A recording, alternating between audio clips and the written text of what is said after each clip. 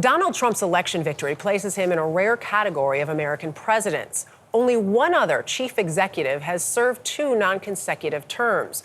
For the other, you have to go back 132 years when voters returned Grover Cleveland to the White House. Aside from his unique status, Cleveland doesn't stand out among America's presidents. But in one community in America, Grover Cleveland is more than just a name in the history books. Scott McFarland takes us there.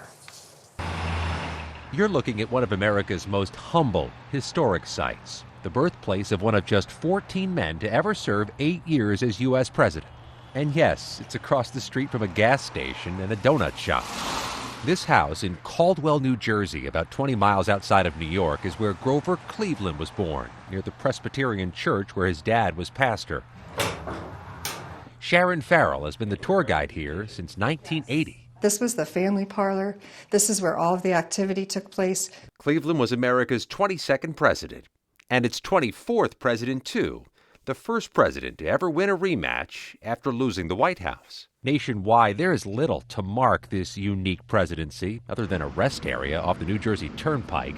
Caldwell also has the Grover Cleveland Apartments and Grover Cleveland Park, Middle School, even this parking spot. But Cleveland is beloved here in Caldwell, including by Carlos Pomares, who says 130 years later, Cleveland was his inspiration to run for the local county commission. Sure did. How could you not be inspired? The guy had this meteoric rise in a matter of 4 years based on just being a hard worker, honest, brutally honest at times, and being one who just stuck to his beliefs. You think he was principled?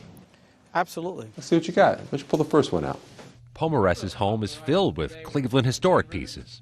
Ribbons, busts, and that is a Grover Cleveland brandy bottle. It's got the cork in it still. But outside of Caldwell, this unparalleled president is relatively unknown.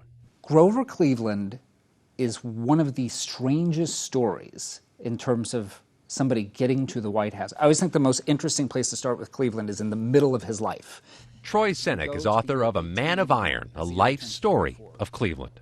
If you go to the year 1881, that's the year he turns 44, and you found Grover Cleveland, you would find a boring, balding, unmarried, work-a-day lawyer in Buffalo, living in a little apartment above his law practice. The only reason that any of this is interesting is I'm describing to you somebody who's 3 years away from becoming the President of the United States. Cleveland, the fifth of 9 children in a middle-class family, parlayed a law career in New York into becoming mayor of Buffalo and briefly governor of New York. Viewed as principled and ethical, Cleveland was drafted by Democratic Party bosses to run for president amid an era of corruption, patronage, and unethical power brokers. He won, making history, but not headlines. If you're looking at the late 19th century, if you're looking at the Gilded Age, the debates are about tariffs. They're about silver in the money supply. They're about pensions for union veterans. We don't know how to think about any of these things. That's not exciting stuff. It's not exciting stuff. He began as a rare bachelor president. His White House wedding to a friend's daughter, 27 years younger than him, was a spectacle. They were married in the Blue Room of the White House. John Philip Sousa led the band. And big event. Yeah, it was ships' bells went off, whistles went off, church bells were chiming. Cleveland lost his re-election race to Indiana Republican Benjamin Harrison in 1888, despite winning the popular vote. And he was initially content with retirement. He was somewhat relieved. He felt that he had done a decent job in his first term. Until he was pressed by his party leaders to run again in 1892 and narrowly vanquished his old rival, Harrison, and moved back into 1600 Pennsylvania Avenue. While Donald Trump has now equaled Cleveland's accomplishment, Seneck warns other than both being New Yorkers and disliking the press, the two men couldn't be more different. They really occupy very different places in their parties because you have Cleveland fighting this rearguard to keep the Democratic Party from changing. And Trump is on the opposite side of this equation. He is leading the populist insurgency in the Republican Party. So Trump's a revolutionary. Cleveland is a counter-revolutionary. Though Cleveland's new First Lady foreshadowed the comeback in the final days of her husband's first term. She tells a member of the domestic staff in the White House, make sure that you pack up everything very carefully because we want it to be just where we remember it when we come back. And the staffer assumes that they're planning some visit in the Harrison administration. Says, Mrs. Cleveland, when will that be? She said, we're coming back 4 years from today. Cleveland's second victory came just weeks before the start of an economic panic and crisis. It crippled the nation and consumed Cleveland's second term. It was the worst thing the country had seen up to that time. In his first year. In his first year back.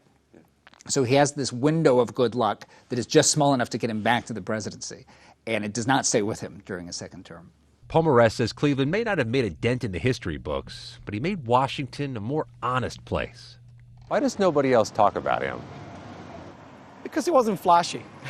he wasn't a about me kind of guy. For CBS Saturday Morning, Scott McFarland, Caldwell, New Jersey.